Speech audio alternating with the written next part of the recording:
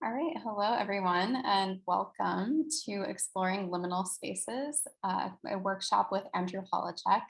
My name is Carolyn from Traceable, and I'm excited to be here with you today for this special workshop on the bardo teachings and dream yoga of the Tibetan tradition. So we'll be leaving time for questions at the end of today's hour-long event. I encourage you to leave your questions in the Q&A tab throughout the session, and we'll get to you as many as we can in the last 15 or so minutes of the event. Today's Zoom session will be recorded, and we'll be sharing a replay with all event participants and registrants that will be sent out in an email after the event. And my guest today, without further ado, is Andrew Holecek. Andrew is an author and scholar in the Tibetan Buddhist tradition who leads seminars and workshops throughout the United States and abroad. As a longtime student of Buddhism, he frequently presents the tradition from a contemporary perspective, blending ancient wisdom and modern tools. Drawing on years of extensive study and practice, he's become an expert on lucid dreaming and teaches widely on opportunities found in obstacles, hardship and pain, and death and dying. He's an experienced guide for students who are drawn to the nocturnal practices of dream yoga. And he also teaches 2 traceable online courses, one on dream yoga and another on navigating the bardo. So we're really excited to have him here today. Thanks so much, Andrew. Thanks, Carolyn, and thanks to all my wonderful friends at Tricycle. It's always so much fun to hang with them and to hang with all of you. So welcome everybody to this particular presentation on liminality as a phenomena and as a principle. It's really interesting. Liminality is the word literally what means what? Threshold. And it's deeply connected to the Tibetan Buddhist teaching of bardo principle, where bardo, B-A-R-D-O, many of you know, is a word that translates roughly as gap in between transitional process. And so I want to share with you some of the insights I've gleaned through the decades of working with this principle in my deep meditation practices, in the liminal and nocturnal meditations that I'll be talking a little bit about, bardo teachings and the like, and then in daily life. But really, it's interesting to me because this program is plugged as how to work with transitory places and processes in our lives. In other words, kind of bardos in everyday life. And to me, I find this compelling because it seems to intimate or suggest that there's something other than the transitional. And yes, of course, there are heightened instances of gaps in our life, transitional processes. In fact, indeed, what the Tibetans call bardo, these gaps. And I'll focus on those as a kind of archetype. But if we take a close look, and this really is an invitation for part of my time with you right now, is we are always in transition. In other words, we're always in a bardo. The only time bardos don't exist is in the awakened state. In other words, for a Buddha, for an awakened one, there is no bardo. But for everybody else, we are constantly in transition from one state of mind, from one experience, from one dimension of consciousness into the next. And this is what this notion of liminality refers to, thresholds. We're always crossing thresholds into different states of consciousness. And so in a very real way, we need to be constantly reminded that, isn't it true, change, impermanence. Change is the only constant. Indeed, when Suzuki Roshi, the great Zen master, was once asked to summarize the entirety of Buddhism, which, as you know, is a really complex tradition, very sophisticated, very deep, very profound. He reflected for a minute and he simply said, it's a summary of the entire tradition. Everything changes. Everything changes.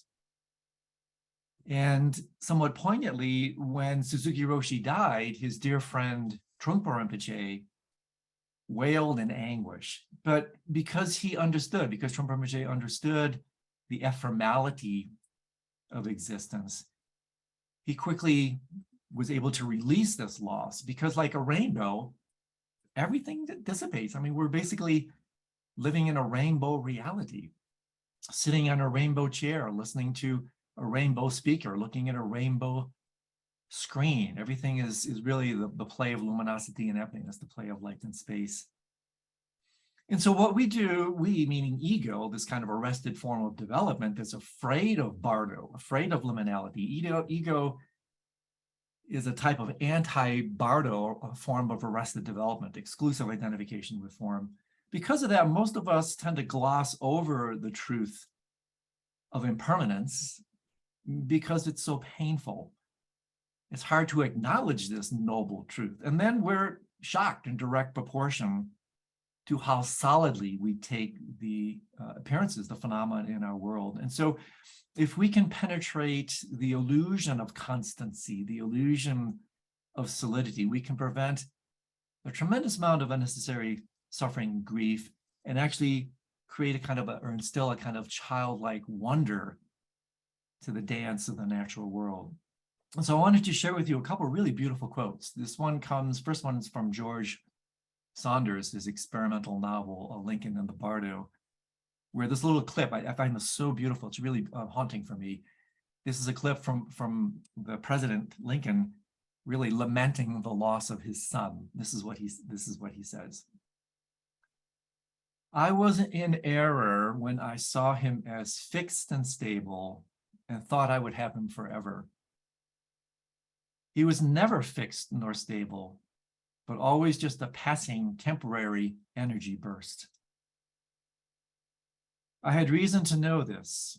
Had he not looked this way at birth, that way at 4, another way at 7, been made entirely anew at 9?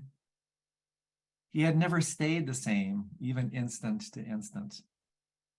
He came out of nothingness, took form, was loved, was always bound to return to nothingness.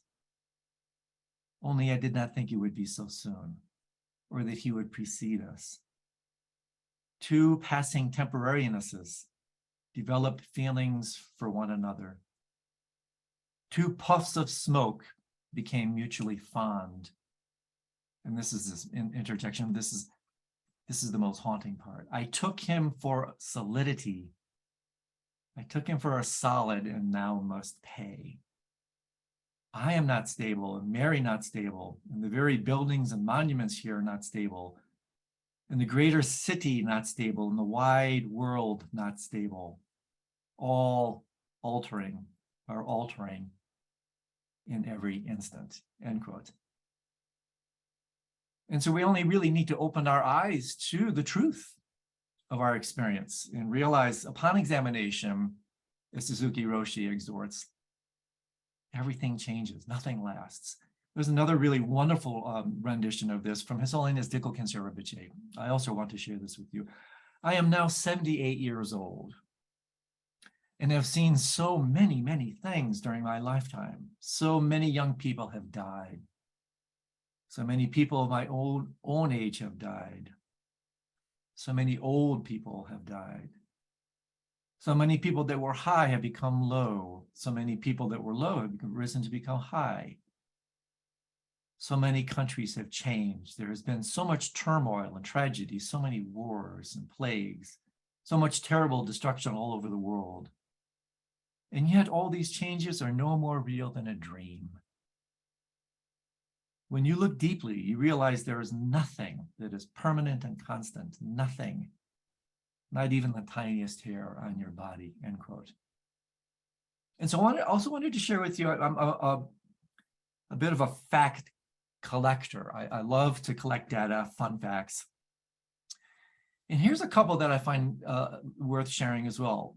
Most of our sense of self, if you really take a look at it, isn't it true? Most of our sense of self, this most treasured of all objects that we pray so much, please remain constant, right? Please, dear body, please remain healthy, please remain constant.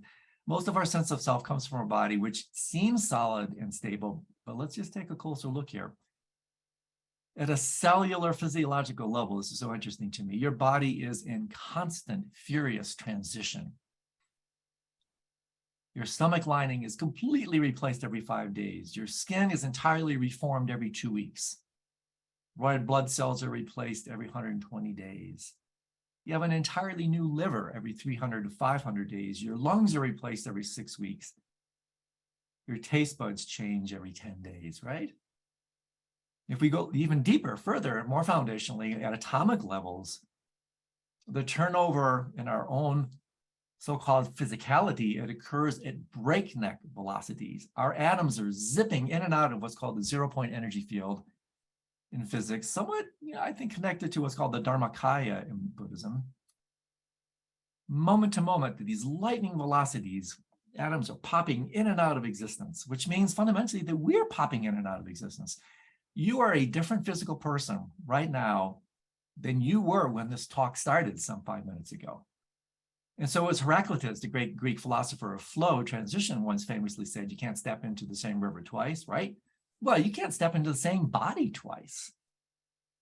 Your body is composed of something like 38 trillion cells that are constantly dying and being replaced. So the cycle of reincarnation, so interesting. Like, you want to look for rebirth, you want to look for reincarnation, just look at the very cellular nature of your body. Cells are constantly dying and being reborn.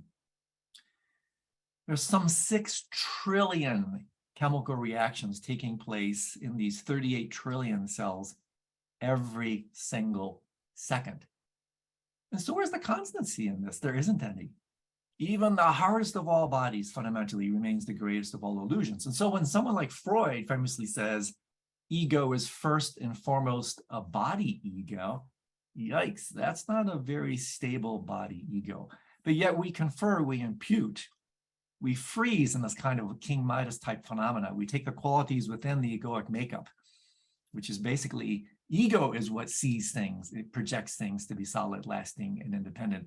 And so that's fundamentally what happens is this fundamental matrix of the self-sense, the ego, rested form of development, like King Midas, touches and freezes everything into its version of gold, its version of solidity, constantly projecting what's internal, external, to freeze the world in its own reified image.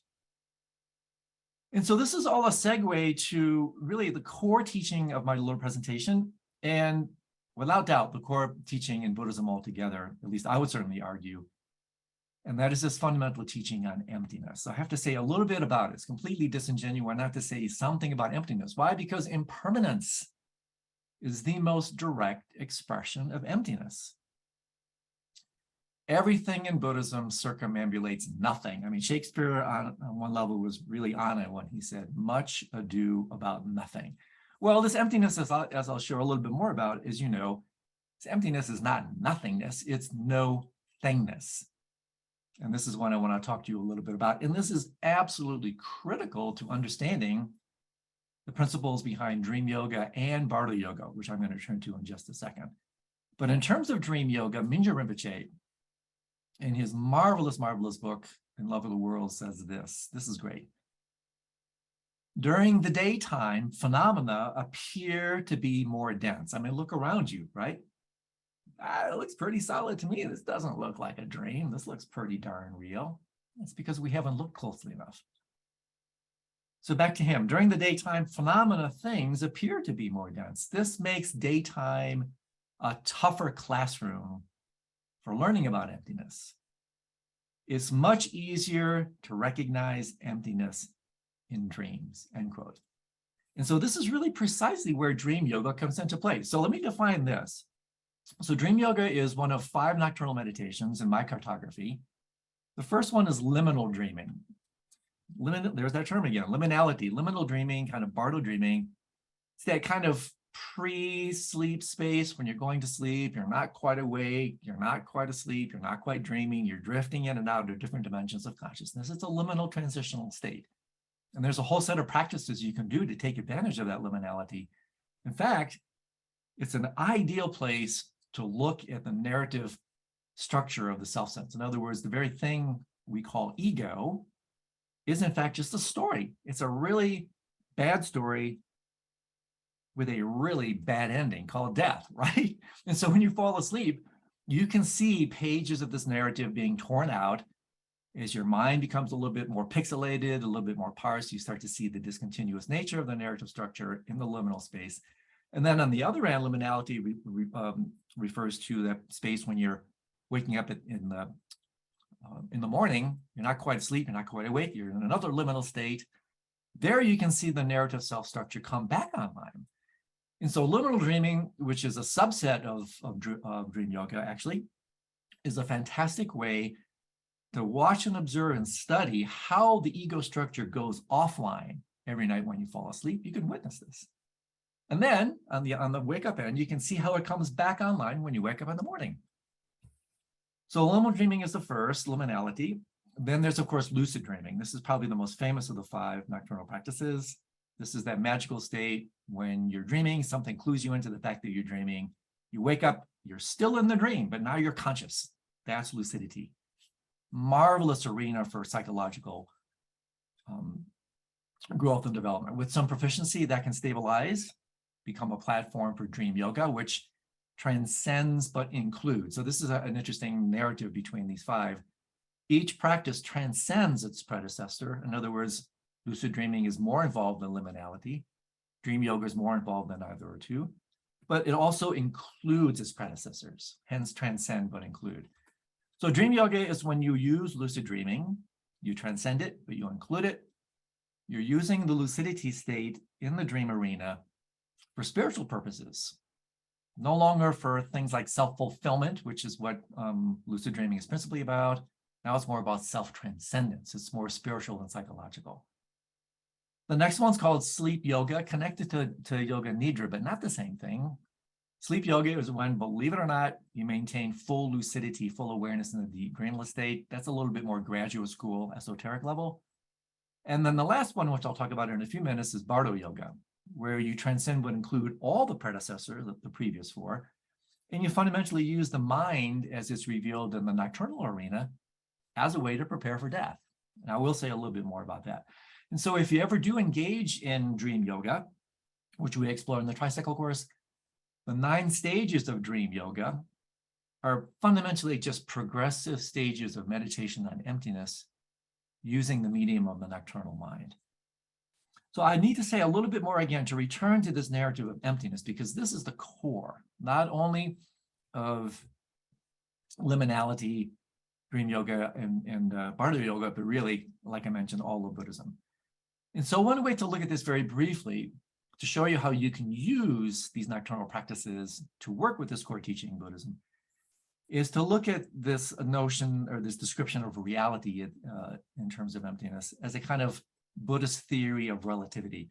And fundamentally what this is an invitation to take a very close look. Again, that's really what the Buddha did. Take a look. Don't take my word. Work out your own salvation. Test these teachings against your own experience. See if they're true for you. Take a really close look and see if it in fact is not true that the only thing that actually exists is relationship. And so when emptiness is translated as nothingness, no thingness, that's what it's referring to. If you take a very close look at reality, there are no discrete, solid, lasting, independent phenomena anywhere. Everything only exists in relationship to everything else. And so this is gaining some really interesting traction these days. I have to throw in a couple of statements here again to show you how this ancient doctrine posited 2,600 years ago is gaining increased traction in the scientific community, especially in the world of physics. So one of the most interesting interpretations of quantum theory, quantum mechanics, there's about a dozen interpretations of quantum theory, hands down the most successful theory in the history of science, uncontested, is what's called a relational interpretation of quantum mechanics by brilliant Italian physicist Carlo Rovelli. So check this out. This is what he says. It's so cool. The discovery of quantum mechanics, I believe, is the discovery that the properties of any entity are nothing other than the way in which that entity influences others. It exists only through its interactions. To understand nature, we must focus on these interactions rather than on isolated objects. My interjection, because there are no isolated objects. Back to him. There are no properties outside of interactions. Let me say that again. There are no properties outside of interactions, i.e., relationships. This is a radical leap. It is equivalent to saying that everything consists solely of the way in which it affects something else. That's an amazing statement. And just to lend a little bit more support, because if you wrap your mind around this, this is a kind of a game changer. This is why emptiness is so central. If you really understand emptiness, you're understanding the guts of the whole enlightenment business. One way to talk about what enlightenment is, it's discovering the luminous empty nature of reality. So here's another physicist, Anthony Aguirre, lends a hand here. Thus we arrive at a strange place. And this is interesting. Let me throw this into the mix. It's said in quantum theory and quantum mechanics that if you're not shocked by the implications of quantum theory, you don't understand it. And similarly, I've heard it said in relation to emptiness. If you're not shocked by the implications of emptiness, you don't understand it. And so therefore, really reflecting on these teachings that are about pulling the rug out from underneath you, this is where this notion of uncertainty, impermanence, the ability to fly in this kind of groundless space becomes so important. That's what the teachings on emptiness do. That's what the teachings, descriptions of reality from a quantum theoretical point of view come into play. They're highly resonant. I'm not saying they're saying the same thing. We have to be very careful here, but they're highly resonant. Thus, we arrive at a strange place. So this is the physicist, Aguirre again. We break things down into smaller and smaller pieces. But then the pieces, when examined, are not there. So again, this is a physicist. Just the arrangements of them are. What then are things, like the boat or its sails or your fingernails? What are they? If they are forms of forms of forms of forms, and if forms are order and order is defined by us, they exist, it would appear, only as created by and in relation to us and the universe. They are, the Buddha might say, emptiness. I mean, I don't know about you, but those are pretty rockin' cool quotes. So let's talk a little bit more about this, because this is the crux of the whole thing.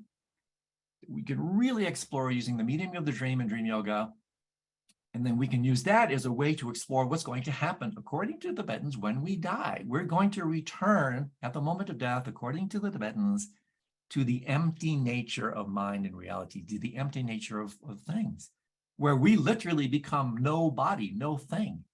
We discover emptiness on nature's non-negotiable terms when we die. So why not do it now? Why not prepare for the final exam with a pop quiz that takes place every single night and work with these principles of emptiness using these practices of dream yoga and bardo yoga? So to take it even more, make it even more applicable, like something even more profound than preparing for death. Who cares fundamentally about this thing called emptiness? Why is it so important? Well, it matters. Why is it so important? Because emptiness is really the core. And again, look at your experience. Emptiness is the core of why we suffer. The Buddha once said, I teach one thing and one thing only, suffering and the end of suffering. And so then when teachings like dream yoga, bardo yoga, and there are profound intimations that he taught on both of them, by the way, when he taught about these topics that from the outside may seem somewhat esoteric and fantastical, it's like the super, unique esoteric aspects of Tibetan Buddhism, well, they're unbelievably practical. They have tremendous cash value, street level value, because fundamentally they're about suffering and the end of suffering. And here we get right to the heart essence. Take a close look at your experience again. See if it's not true. Why do you suffer? We suffer, I would posit, as the Buddhists do, because we reify. To reify, there's no original sin in Buddhism, but if there was, this would be it. To reify is to make real, to impute, to project solidity, constancy, permanence, where there isn't any. It's this process I was talking about earlier, that we unconsciously imbue. We're consciously projecting, giving away our power, imbuing phenomena with a power they don't inherently have. And so fundamentally, what these teachings do, dream yoga, bardo yoga specifically, but the bardo teachings, and I would say many contemplative teachings in general, what they do is they engage in a kind of peaceful transfer of power back to its rightful source, which is us. Taking the power away, stripping it away from seemingly externality, bringing it back to its rightful source, bringing it back home. This is precisely the basis and the definition of non-lucidity. So here's how it ties into lucid dreams. And this is important because it really helps empower the view of like, okay, like, well, why should I bother with lucid dreaming and dream yoga? You know, ego puts a big do not disturb sign around this stuff, right? I just prefer to sleep. Well, this is the basis of lucidity and non-lucidity. When you're in a normal, non-lucid dream, like a normal dream, and let's make it a little bit extreme, let's say you're having a nightmare, what actually creates the nightmare, even more than the monster that's appearing in it, is the fact that you mistake that monster to be real. You think it's a real thing. That's the very definition of non-lucidity. Mistaking phenomenal arising to be real. Hey, it appears, we can't deny that, otherwise that's nihilism. We don't question the arising of that appearance, but we challenge its status. And so fundamentally, this is where dream yoga, lucid dreaming really comes into play. The dream only has the power that you impute onto it. If you mistake that dream to be real, that dream has tremendous power over you. And in exactly the same way, in this dream of so-called waking reality, if you take this to be as solid as the contents of your nocturnal dream, look at your own experience. You will suffer in direct proportion to how much you reify the contents of both your mind and reality. But the moment of lucidity is a code word for awareness. So a lucid dream is an aware dream. When you're working with lucid dreaming, you're working with cultivating heightened awareness.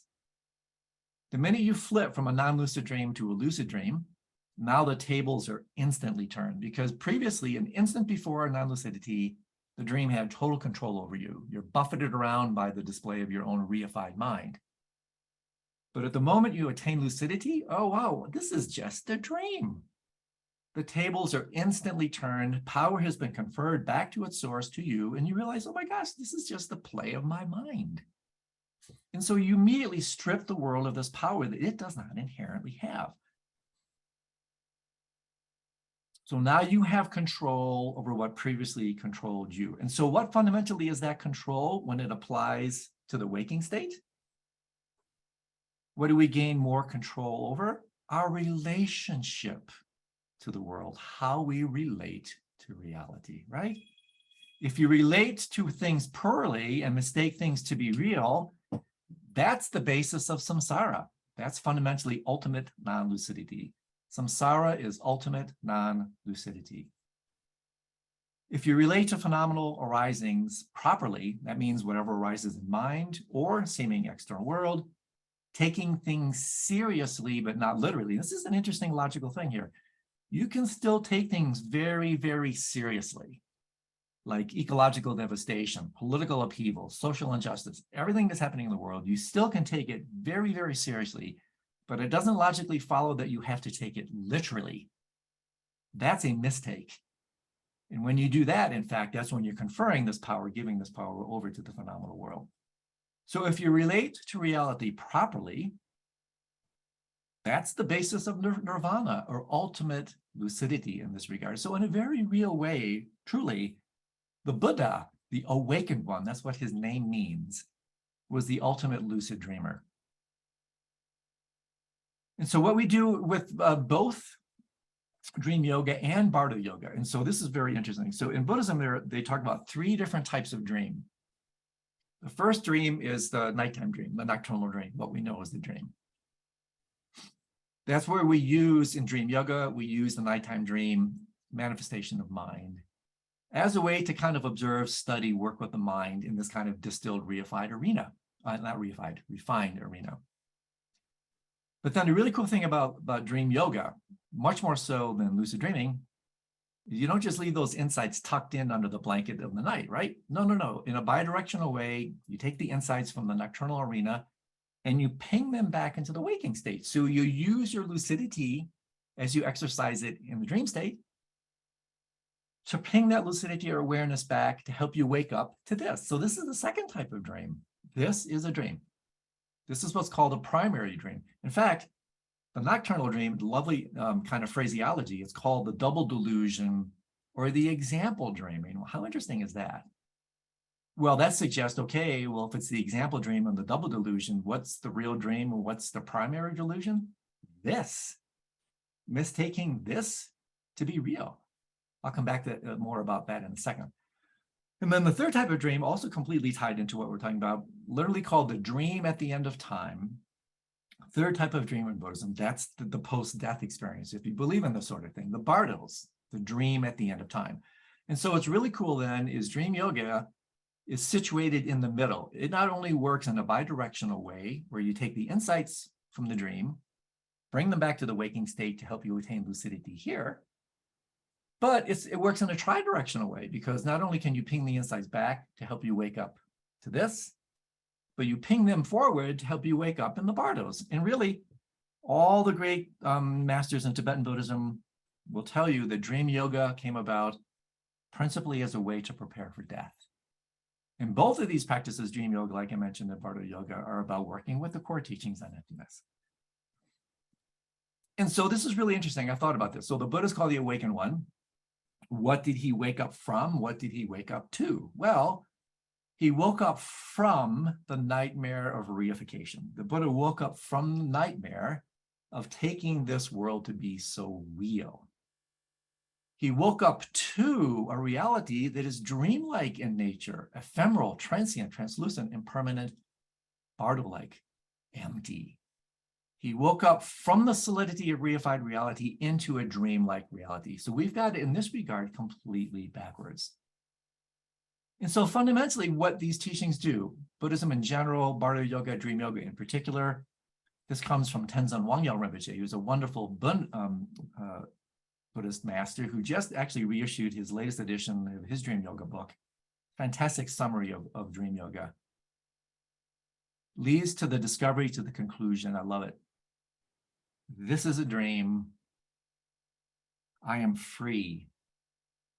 I can change. Fantastic. This is a dream. I am free. I can change. And so when you see the dreamlike nature of reality, you see the empty nature of reality, then you're no longer controlled by it. You then have much more responsibility, much more power to work effectively with yourself and with the world altogether. So I wanted to share, we've got a few more minutes. I wanted to share just a little bit about how bardo yoga can help you here. Then I wanted to guide you through a little bit of a guided meditation to give you a sense of how to work with some of these principles in your daily life. And then we can have a little discussion around this if you like. So how bardo yoga can go with this and even further, because again, bardo yoga transcends but includes the previous 4 nocturnal meditations, right? Bardo yoga is really awesomely practical stuff. It's not this esoteric, fantastical doctrine that only is relegated to kind of spiritual elites and the like. No, this has tremendous traction in our everyday reality, because fundamentally, bardos, yes, absolutely. Bardo teachings are designed to help us prepare for death at the end of life. But as I revealed in the Tricycle Course, they're just as much, if not more so, about how to live, how to discover, almost literally discover, the small deaths, the losses, the ends of relationship, the end termination of a job. It doesn't matter. Anything that ends and what doesn't, everything ends, everything changes, as Roshi said, abides by bardo principles. And so fundamentally, these bardo teachings, they can seem so esoteric at first glance, they apply to anything that ends. And that means everything. And since you can't have endings without beginnings, the bardo teachings also apply as much to birth. So I wanted to share with you, I love these kind of summary statements. So this one's by Pema Khandro Rinpoche, where she's talking a little bit about the power of the bardo principle to help us understand the transient nature, like over the last couple of years, right? COVID and everything. Oh my gosh, massive bardo experience over the last 2 years, which is why it's been really revelatory to see how each of us individually, culturally, globally relate to when the rug of reality has been pulled out collectively from under our feet with something like the virus. So listen to what she has to say here. This is cool. Bardo refers to that state in which we lose our grip on the old reality and yet have no sense of what a new one might be like.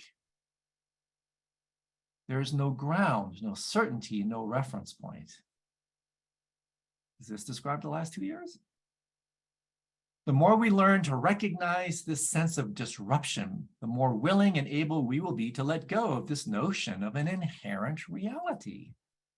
Paren, that things really exist. Back to her. Until now, we have been holding on to the idea of an inherent continuity and solidity in our lives, creating a false sense of comfort for ourselves on artificial ground. In the context of death and rebirth, emptiness refers to a direct experience of disruption, felt at the core of our being when there is no longer any use manufacturing artificial reality. If we have some reliable idea of what is happening in that intermediate groundless liminal space, rupture can become rapture. Oh, that's fantastic. Rupture can become rapture if you have the proper view put forth by teachings like this, and then more importantly, the practices that implement the views. That's what makes these practices yogas, taking the teachings very directly into your lives. And so fundamentally here, the idea is take a look at your own life and see if it is not in fact the case that little rugs are constantly being pulled out from under your feet throughout your life. We know this as moments of impermanence, moments of disruption. If we're not prepared for it, moments of tremendous chaos, tragedy. When emptiness rears its head and manifests as emptiness. When emptiness manifests its head and manifests as impermanence. And if we can relate to that properly, the rupture transforms into rapture. Why? Because it's pointing out reality. It's pointing out what's true. And if you understand that with the power of this view, then you can use these great ruptures, the rugs when they're pulled out, as profound opportunities to wake up. In fact, I would argue for many people that come to the spiritual path, I'm always asking, how did you get involved in spirituality, blah, blah, blah. It's amazing how many times people will say some tragedy, some impermanence, some loss, some death. Something shook the snow globe in their lives and said, hey, wait a second. This narrative, the storyline of the Western world, it isn't working. And so therefore, armed with a proper view, we can use these experiences of loss and impermanence as profound opportunities actually to tune into the nature of things, to wake up. And so this is fundamentally what these practices do. And they're so important because when we die, think about this. What is the ultimate rug? What are we literally most attached to? In this case, quite literally. Our bodies. That's the ultimate rug for us. Ego is first and foremost the body ego. Ego is exclusive identification with form. When that rug is pulled out at the moment of death, according to these teachings in the Bardo Yoga, we're sent flying. We're actually sent into complete, utter freedom, openness, emptiness. That's, by the way, probably the most colloquial rendering of the term emptiness that I really like. Openness. So according to these teachings, when we die, the rug is pulled off from under our feet. We're sent flying into vast open space. And here's the kicker, according to these teachings. If we're not able to fly in that space, if we're not able to be comfortable in this vast openness, then fundamentally what happens is we contract out of fear. Just imagine, we're sitting here in your room, you're sitting on a chair, you're listening to some guy flap his lips. As a thought experiment, just imagine what would happen if all of a sudden, not only the chair was pulled out from underneath you, not only the floor that the chair rests on pulled out from underneath you, not only the ground that rests on, but your very body. Just imagine what that might feel like. Everything that you have relied on for sense of stability and constancy is pulled out from underneath you. Just even as a thought experiment, imagine how you might react, right? Like being thrown out of a plane. You contract out of fear. Too much space, too open, too free. And that very sense of contraction, which is then fundamentally reiterated at biological levels through the contractions of your mother who brings you into the world. That's reiterated every time you grasp and contract everything, which is happening all the time. That very contraction, according to these teachings, will contract you back into form, back into a body. So in the Buddhist view, this is the phenomenology, the basis of the whole rebirth principle. And so therefore, this is a great place to kind of wind things up so we can do a little guided thing. These teachings prepare you for this ultimate rug pulling process so that you gain more familiarity, more comfort with hanging out in vast open space. In a real way, it's like the Christian mystic says, and as traditions assert, and also the Sufi tradition, really, this stuff is fundamentally learning how to die before you die. Let go before you're forced to let go. So that then when these moments of transition, impermanence, ephemerality take place, you can ride that kind of openness and freedom. So I want to guide you through a short little brief thing, kind of a guided meditation to give you a little taste of this, and we can have a little discussion if you'd like. So I want you to go ahead and close your eyes, and it's somewhat challenging to do a little guided contemplation of such nuance and subtlety, in my opinion, in a short period of time, but I think you can get a sense of it. And so for the next minute or two, basically simply do whatever kind of standard mindfulness practice, whatever meditation practice you're familiar with, do that for a few minutes. And the reason we want to slow the mind down just a little bit, there's been a lot of information delivered somewhat speedily, is that it is in fact the speed of the untamed mind, like a pebble, a stone skipped across the water. It's the velocity of the untamed mind that almost literally fuses together the pixelated nature of reality. If we really look at the world properly, the physicists will tell you this, the mystics will tell you this. Reality is pixelated in nature. It's discontinuous. It's quantized. It's the speed of the mind that glosses over these discontinuous gaps, creates the illusion of continuity and solidity where there isn't any. And so by slowing things down in meditation, just like taking one of those old classic movie reels where 16 to 24 frames per second creates a kind of flicker fusion threshold that creates the illusion of continuity, 16 frames per second. Slow that down, the movie falls apart. You start to see the discontinuous nature, the bardos, the gaps in everything.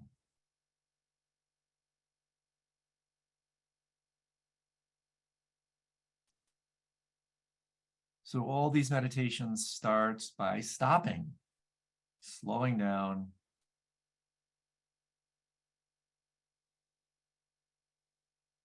allowing the mind to settle.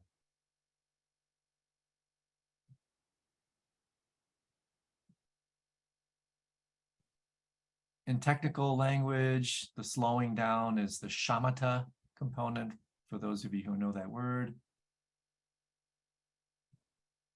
Slowing down and even stopping allows you to see. That's the vipassana part. So we slow down to see.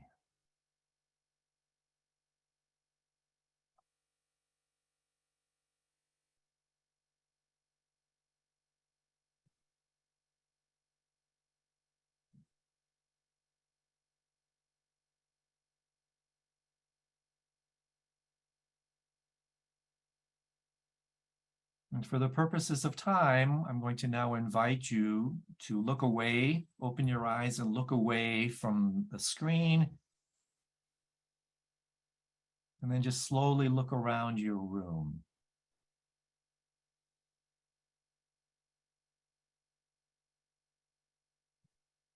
It's actually the brain's tendency. This is the guided part, as you're looking around. It's the brain's tendency to create illusions of continuity that also creates the illusions that make things appear more durable, more stable. As we look around, we assume that our perception is continuous. But it doesn't take long to realize that we're darting from one sense faculty to the next. In one instant, we're hearing. The next, we're seeing, smelling, tasting, or feeling. Each one of these instances of perception is a discrete moment, a discrete mind moment. That through the speed of our mind, we literally fuse together to create this illusion of constancy, continuity.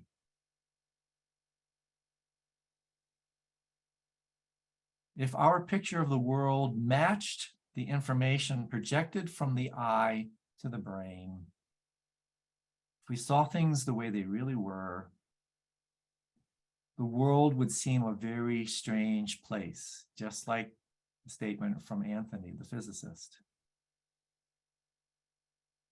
For starters, we move our eyes at least 3 times per second.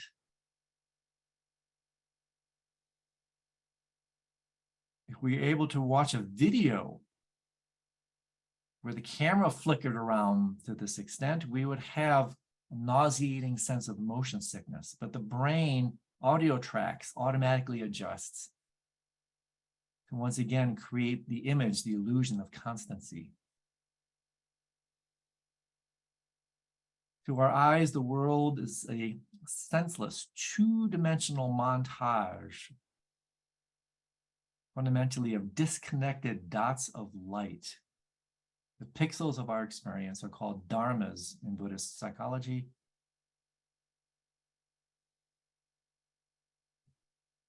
It would be completely analogous to looking too closely, for instance, to a pixelated or a pointillistic painting. And so this briefest of contemplations, which I encourage you, it's difficult to do this in a short period of time, is that in post-meditation, perhaps you can raise your gaze at the end of your meditation session, look around your world, and start to discern for yourself the truth of how it is that everything arises and dissolves moment to moment. And we are the ones who fuse it all together in an attempt to keep it all together, which of course comes apart when you slow down and take enough of a look to see what's actually happening. A slowing down and ultimate cessation that, of course, takes place every single night when we sleep, which is where liminal dreaming, lucid dreaming, and dream yoga can help you discover these principles. And then the ultimate slowing down, cessation, and stopping, of course, that happens at the dream at the end of time when we die.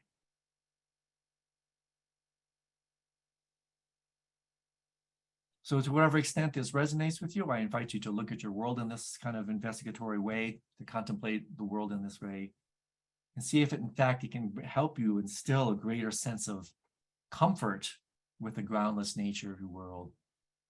So when that ground is pulled out from underneath you, when you fall asleep every night, and in particular when you die, you will in fact be comfortable in that dissolution process.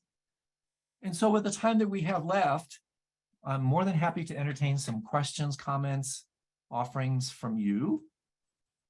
And so we can talk about this a little bit if you like. Thanks so much, Andrew. I'm going to field some of the questions here. And I'm noticing quite a few, just going to combine them now, about this idea of taking things seriously, but not literally. Yeah. Particularly in regards to climate change. What does it mean to take ecological disaster seriously, but not literally? Yes, exactly. That's a really great question.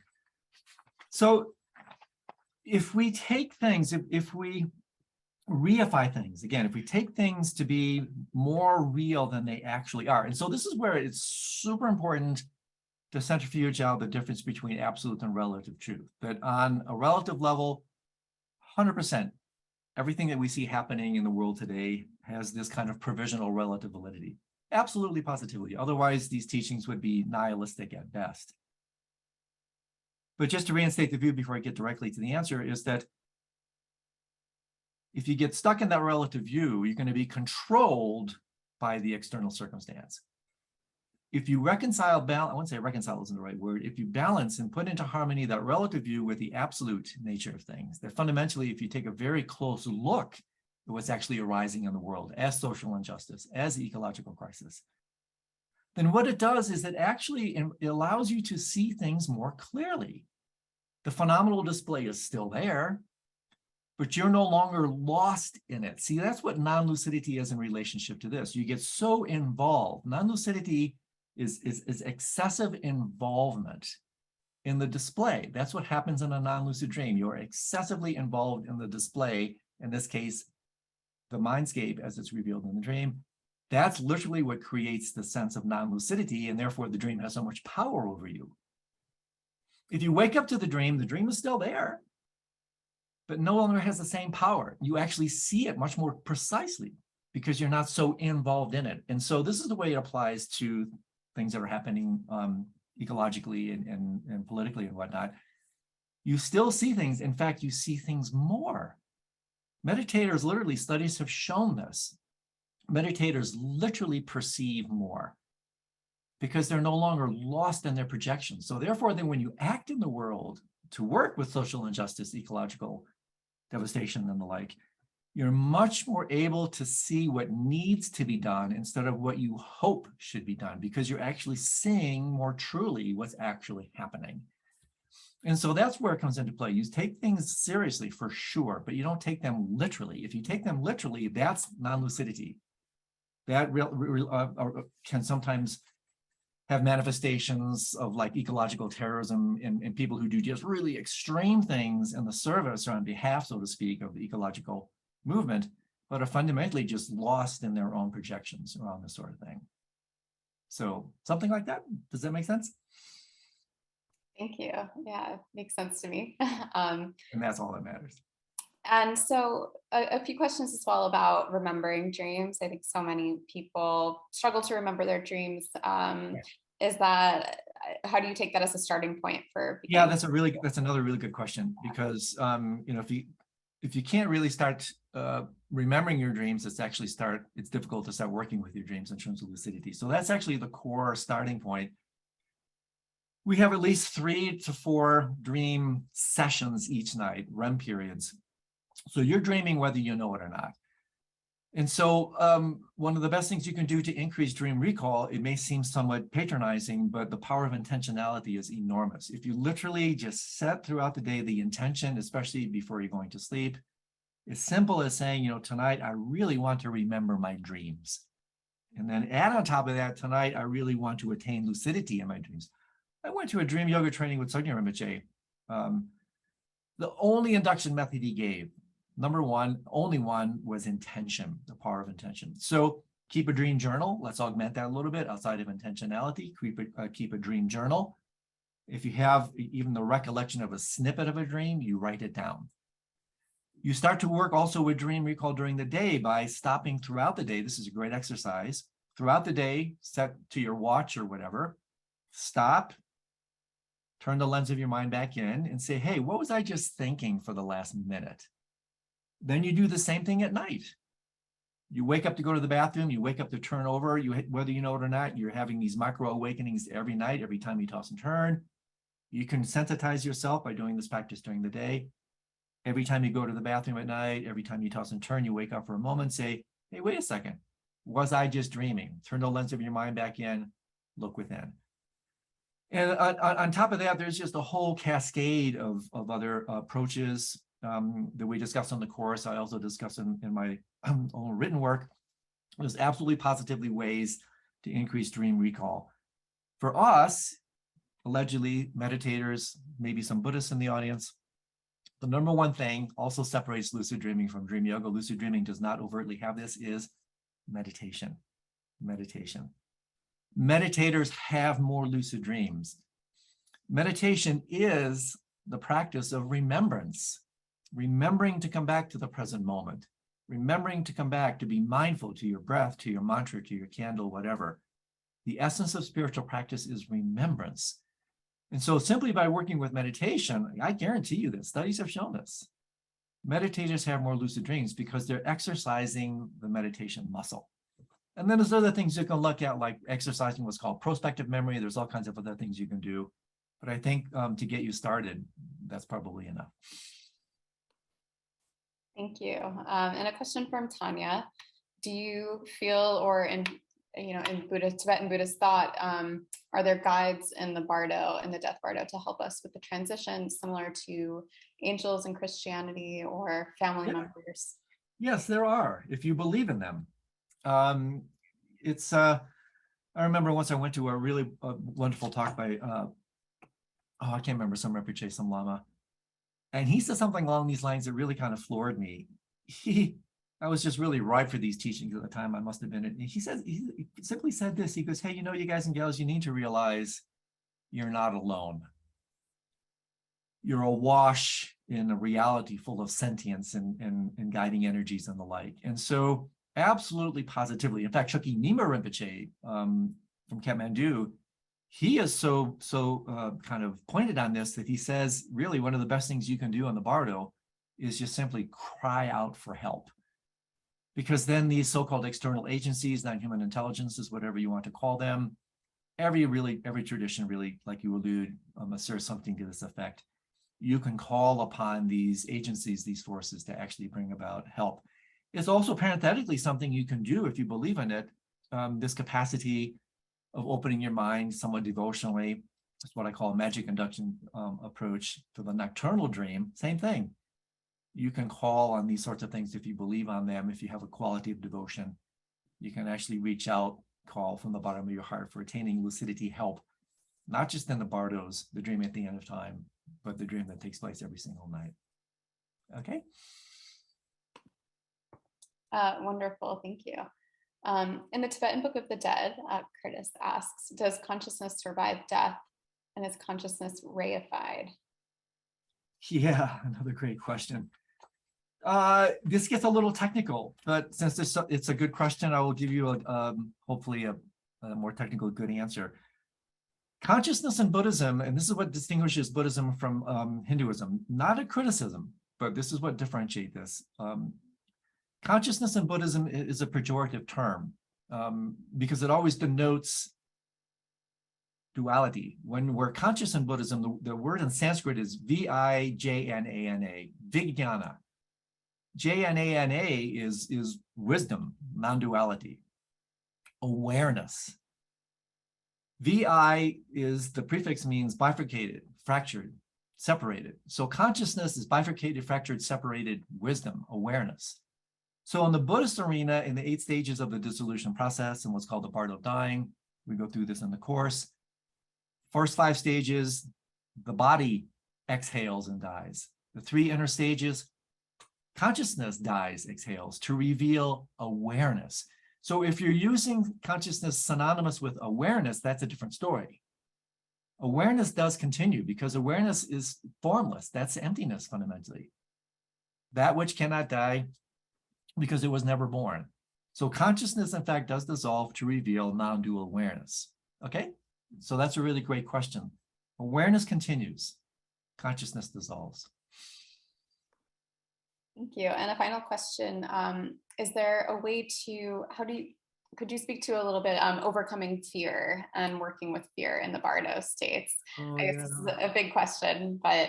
What a great, these are such great questions. So fear is central to this stuff, especially the bardos. And it's one reason, honestly, why the bardos are so powerful to work with, because there's nothing more really, for most people, there's nothing more unsettling, terrifying, fearful than death. And so this is, oh my gosh, there's so much to say here, but very briefly, yes, the way to work with fear is not to get rid of it, but to go through it. Fundamentally, fear is a product of ignorance, right? We are afraid of what we don't know.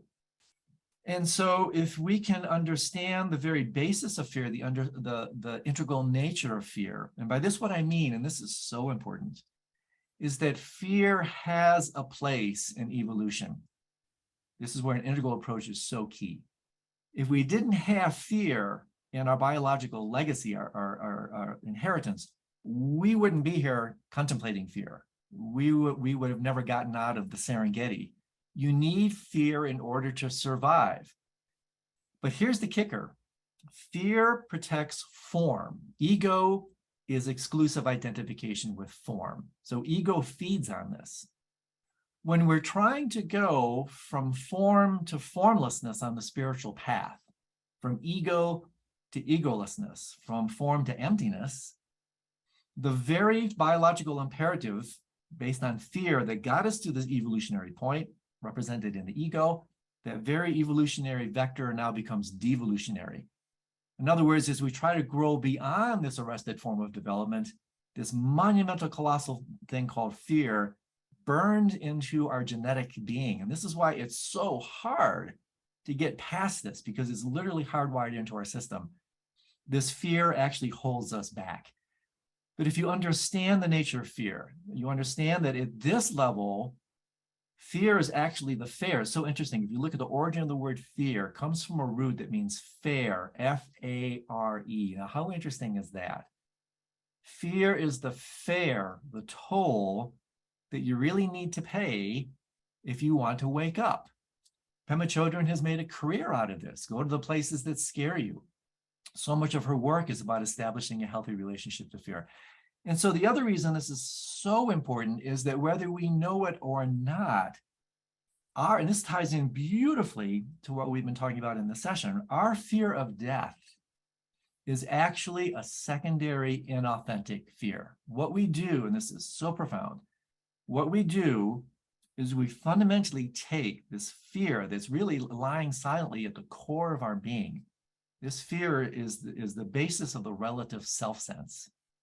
This core is fundamentally dictating virtually everything we do in our so-called conscious lives, a very sophisticated avoidance strategy. And so what we do is, in a completely unconscious way, we take that which we are most afraid of, fear, we think it's fear of death. It's not. It's fear of emptiness. It's fear of the noblest and harshest of all truths, that you fundamentally inherently do not exist in the way you think you do. This is why the teachings on emptiness are everything. So we take this fear, too hot to handle, I can't deal with it now, let's deal with it later. We throw it out as far away from ourselves as we possibly can. Mañana, I'll deal with it mañana. I'll deal with it. Hey, how far away can I throw this? I'm going to throw it to the end of my life. I'm going to throw it into the darkness of death. And so therefore, what we do is we take this fear, the invitation of which is to relate to it now, we throw it away as far as we possibly can as a way to avoid it. And fundamentally, this is completely unfair to death. This is why we fear death. It's an inauthentic fear. The real fear is we're already dead. The real fear is ego already doesn't exist, but it's too much to handle. It's too bright. It's too intense. It's too harsh. It's the harshest of all noble truths, so we throw it into the future. So the trick then is what? Well, own it. Work with it now. Work with this fear now. Die now. Let go now. And then when that happens, that's why really take a close look, see if it's not true. I've been walking this path for decades. The whole thing is a kind of a death in slow motion, relating to the empty nature of things now, so that when you get to the end of life, you can say exactly what His Holiness 16th Karmapa said just before he died. Nothing happens, which means in our code language, emptiness happens. But for someone who's awake, all fear is removed. So this is a powerful, beautiful, deep question that is core to the whole shebang. The teaching in summary is look deeply within yourself now. Look at this fear that lies lurking silently but insidiously like an undrained psychic cyst in the center of your being, that basically our entire lives become symptomatic to avoiding this fear. We project it out into the future, completely unfair to death. That's why we're afraid of death. When fundamentally the real fear, the real authentic fear, is the fear of emptiness, the fear of truth. Real news, not fake news. And so I wish I could say more on this. Oh my gosh, this is a whole course in itself, but I'm quite certain in the Bardo course, we have at least one course, one entire class is on this thing called fear, because it's so key. So thanks for a great question. Thank you, Carolyn, for this opportunity. So great to hang out with so many wonderful people. thank you for spending some time with me today. It's been great fun. Wonderful. Thank you so much, Andrew. It was a really fascinating discussion, wonderful practice. And for everyone who's interested in exploring more, Andrew has courses on both Dream Yoga and the Bardo teachings on Tricycle online courses. So the link is posted in the chat, and we'll also send a follow-up email with links to those courses if you're interested. And if you'd like to donate to Tricycle, we offer these workshops free of charge, and we really appreciate your support. It's tricycle.org/donate. So thank you again, Andrew. Thanks, everyone, and hope to see you again soon. It's been great fun. Bye, everybody.